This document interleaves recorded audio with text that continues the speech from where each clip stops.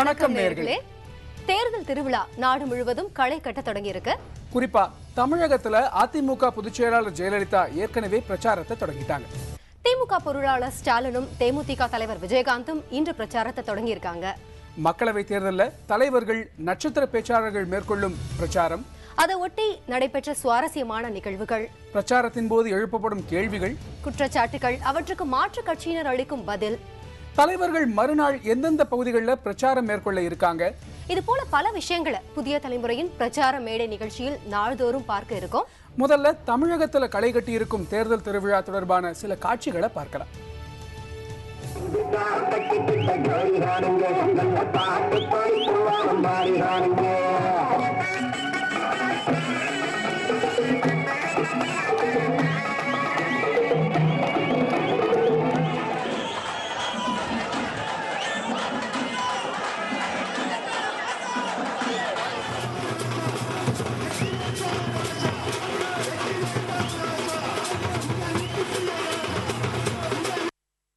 இரட்டை இலை சின்னத்தை மறைக்க கோரி மு.க. ஸ்டாலின் தொடர்ந்த வழக்கு குறித்து பிரச்சாரத்தின் போது அதிமுக பொதுச் செயலாளர் எழுப்பிய கேள்வியையும் அதற்கு திமுக பொருளாளர் அளித்த பதிலையும் இப்ப பார்க்கலாம்.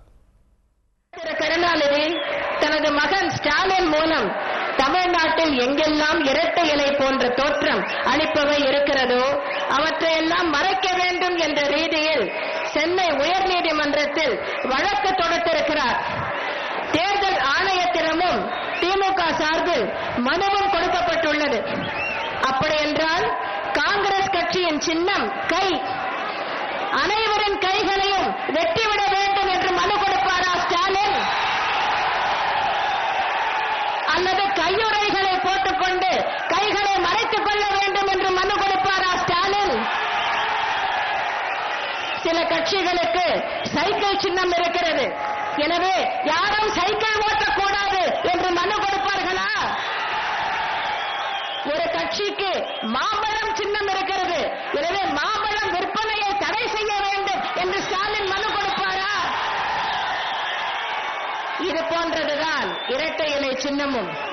காமாலை கண்ணுக்கு கண்டதெல்லாம் மஞ்சள் என்பது பழமொழி.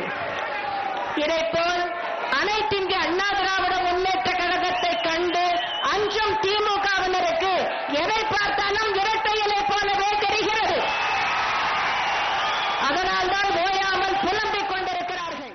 அரசாங்கத்திற்கு சொந்தமான கட்டிடங்களில் அது போன்ற கட்சியினுடைய சின்னங்கள் இருக்கக்கூடாது என்பதுதான் விதிமுறை. அதைத்தான் நான் சுட்டிக்காட்டி வழக்கு மன்றத்திற்கு சென்றிருக்கிறேன். ஏற்கனவே நீதிமன்றத்தில் இரட்டை இலை சின்னத்தை பேருந்தில் இருக்கக்கூடாது என்று நான் சொன்ன மனு போட்ட நேரத்தில் இதே ஜெயலலிதா என்ன பதில் தந்தார்? அரசின் சார்பில் அது இரட்டை இலை சின்னமே என்று சொன்னார். இப்பொழுது அவர் அது இரட்டை இலை சின்னம் என்பதை ஒத்துக்கொண்டிருக்கிறார். திமுக பொருளாளர் மு.க. ஸ்டாலின் கன்னியாகுமரி தொகுதியில் இன்று பிரச்சாரத்தை தொடங்கினார். அவர் தனது பேச்சின் போது சேது சமுத்திர திட்டத்தை நிறைவேற்ற விடாமல் அதிமுக தடுக்கிறதா குற்றம் சாட்டியிருக்காரு. சேது சமுத்திர திட்டம் அதற்கு பிறகு அந்த பணி தொடர்ந்து நடைபெற்றுக் கொண்டிருக்கக்கூடிய சூழ்நிலையில பாரதிய ஜனதா கட்சியினுடைய தூண்டுதலால் மதவெறியை பிடித்திருக்கக்கூடியவர்களால் அது திட்டமிட்டு சரி செய்து நீதிமன்றத்திற்கு சென்று அந்த பணிக்கு தடை போட்டார்கள். அது மட்டுமல்ல, தமிழ்நாட்டில் இன்றைக்கு முதலமைச்சராக இருக்கக்கூடிய அம்மையார் ஜெயலலிதா அவர்கள் நீதிமன்றத்திற்கு சென்று அங்கு மனு போடுகிற போது என்ன மனுவை தந்திருக்கிறார் என்று சொன்னால், தமிழ்நாட்டிற்கு சேது சமுத்திர திட்டம் தேவையில்லை என்ற நிலையை தான் அந்த மனுவிலே குறிப்பிட்டு காட்டியிருக்கிறார்கள். இதே ஜெயலலிதா தேர்தலுக்கு முன்பு, அவர் ஆட்சிக்கு வருவதற்கு முன்பு அவருடைய தேர்தல் அறிக்கையில் என்ன சொல்லப்பட்டிருக்கிறது என்று கேட்டால், சேது சமுத்திர திட்டம் தேவை, நாங்கள் ஆட்சிக்கு வந்தால் நிறைவேற்றுவோம் என்று தேர்தல் அறிக்கையிலே ஜெயலலிதா குறிப்பிட்டு காட்டியிருக்கிறார். ஆனால் அதே ஜெயலலிதா இப்பொழுது நீதிமன்றத்திற்கு சென்று அது தேவை இல்லை என்று சொல்லுகிறார் என்று சொன்னால், நான் கேட்கிறேன், இதை விட வெட்கக்கேடு, கேவலம் ஒரு முதலமைச்சருக்கு இருக்க முடியுமா என்பதை தயவு செய்து நீங்கள் சிந்தித்து பார்க்க வேண்டும். அவர் சொல்லுகிறார், திமுக ஆட்சி மத்தியிலே அமைச்சர்கள் இடம்பெற்றிருந்த போது எதையும் செய்யவில்லை, சொல்லவில்லை, எதையும் நிறைவேற்றவில்லை என்ற ஒரு அபாண்டமான ஒரு தவறான பிரச்சாரத்தை நடத்திவிட்டு போயிருக்கிறார். அது மட்டுமல்ல, 1993ஆம் ஆண்டிற்கு பிறகு சிறுபான்மையின் சமுதாயத்தின் சார்பில் தொடங்கப்பட்ட அல்லது தரம் உயர்த்தப்பட்ட பள்ளிகளுக்கு அரசு அங்கீகாரத்தோடு கூடிய மானியம் தர வேண்டி தலைவர் கலைஞர் அவர்களிடம் கிறிஸ்துமஸ் விழா நடைபெற்ற நேரத்தில் அப்போது அந்த கோரிக்கையை சிறுபான்மை சமுதாயத்தை சார்ந்திருக்கக்கூடிய பெரியவர்கள் பேராயர்கள் எல்லாம் தலைவர் கலைஞர் அவர்களை சந்தித்து அந்த கோரிக்கை எடுத்து வைத்தார்கள். அதை தலைவர் கலைஞர் அவர்கள் உடனடியாக ஏற்றுக்கொண்டு 28/2/2011 வழியாக 1991 முதல் 1999 வரை சிறுபான்மையினரால் தொடங்கப்பட்ட அல்லது தரம் உயர்த்தப்பட்ட பள்ளிகளுக்கு அரசு அங்கீகாரத்தோடு கூடிய மானியம் தந்ததும் அதற்கு தடையாக இருந்த தமிழ்நாடு தனியார் பள்ளிகள் ஒழுங்காற்று சட்டம் பிரிவு 14A என்ற உட்பிரிவை நீக்கி சட்டமன்றத்தில் தீர்மானம் நிறைவேற்றி ஆளுநருடைய பரிந்துரையை பெற்று அரசாணை வெளியிட்டது திமுக ஆட்சி. அப்போது கலைஞர் முதலமைச்சர் என்பதை நான் ஆதாரத்தோடு அதே நேரத்தில் பெருமையோடு நான் உங்களுக்கு நினைவுபடுத்த விரும்புகிறேன். அது மட்டுமல்ல, அதிமுக ஆட்சியில் வெறும் அறிவிப்புகள் மட்டுமே வெளியிடுறதாகவும், ஆனா அவை செயல்படுத்தப்படுவது இல்லைன்னு பிரச்சாரத்தின் போது ஸ்டாலின் குற்றம் சாட்டியிருக்காரு. ஒரு அறிவிப்பு ஆட்சி, ஆங்கிலத்திலே சொல்ல வேண்டும் என்று சொன்னால் அனௌன்ஸ்மெண்ட் ஆட்சி. அதுதான் ஜெயலலிதாவின் ஆட்சியாக இன்றைக்கு இருந்து கொண்டிருக்கிறது. அது மட்டுமல்ல, திராவிட முன்னேற்ற கழக ஆட்சி காலத்தில் ரப்பர் தோட்ட தொழிலாளர்களுக்கு டிசம்பர் 2010 பொழுது ஊதிய உயர்வு 80 ரூபாயாக அன்றைக்கு நாம் உயர்த்தி தந்தோம். 3 வருடங்களுக்கு ஒரு முறை புதிய ஒப்பந்தம் போட வேண்டும். ஆனால் இன்றைய ஜெயலலிதா அரசு அவருடைய ஊதிய உயர்வு குறித்து எந்த ஒப்பந்தத்தையும் அதற்கு பிறகு தொழிலாளர்களை அழைத்து அவர்கள் இதுவரையில் பேசிடவில்லை என்பதையும் நான் இங்கே மிகுந்த வேதனையோடு தெரிவித்துக் கொள்ள கடமைப்பட்டிருக்கிறேன். அது மட்டுமல்ல, விஷம் போல் விலைவாசி உயர்ந்து கொண்டே போய்க் கொண்டிருக்கிறது. பால் விலை, பஸ் கட்டணம், மின்சார கட்டணம் கேட்க வேண்டிய அவசியம் இல்லை. மின்சாரம் முதலில் இல்லை.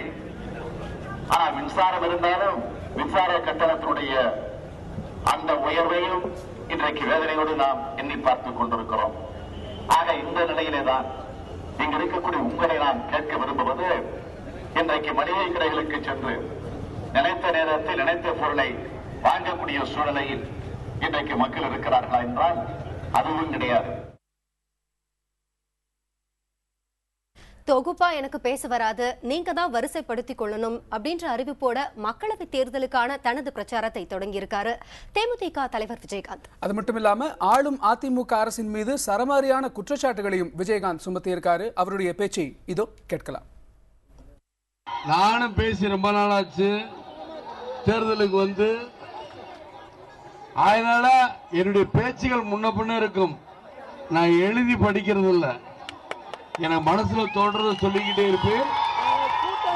நீங்க தான் வருஷப்படுத்திக்கணும், நீங்க தான் வருஷப்படுத்தணும். சுத்தி சுத்தி வரும், நீங்க வருஷப்படுத்தி. இன்னைக்கு இவங்க எல்லாம் சொல்றாங்க, எல்லாருமே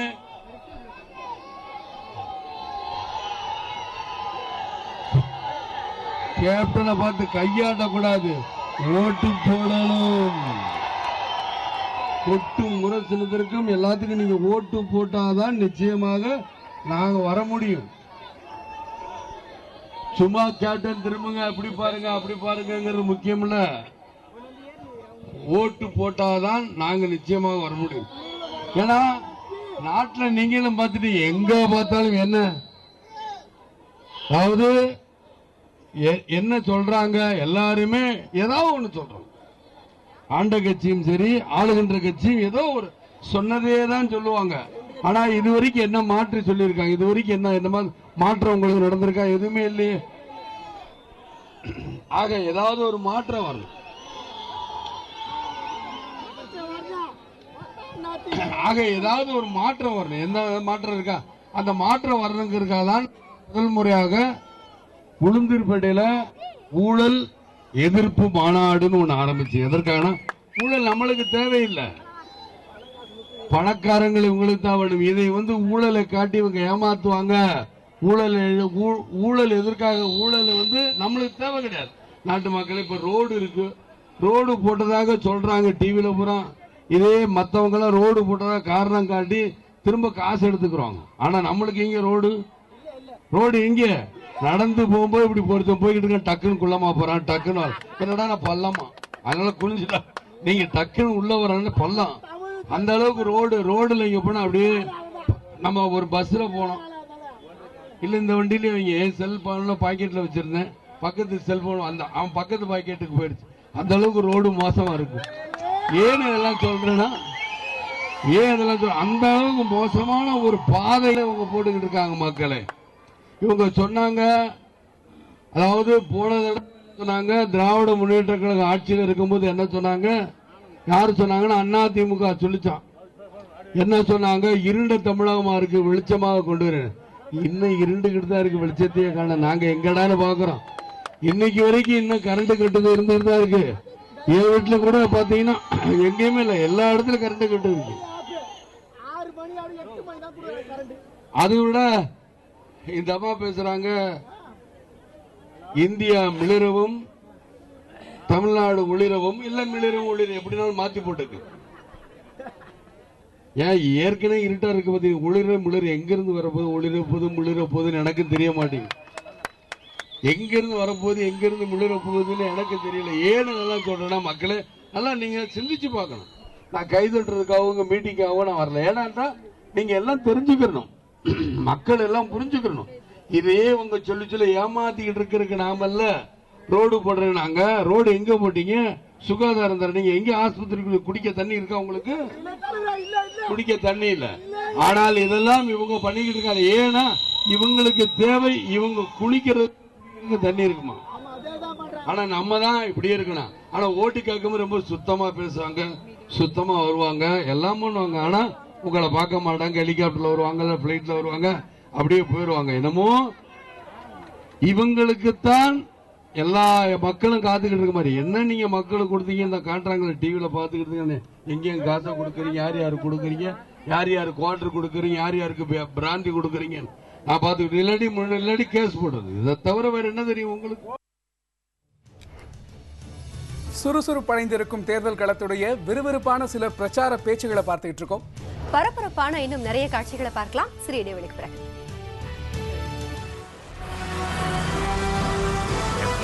மேலாளர்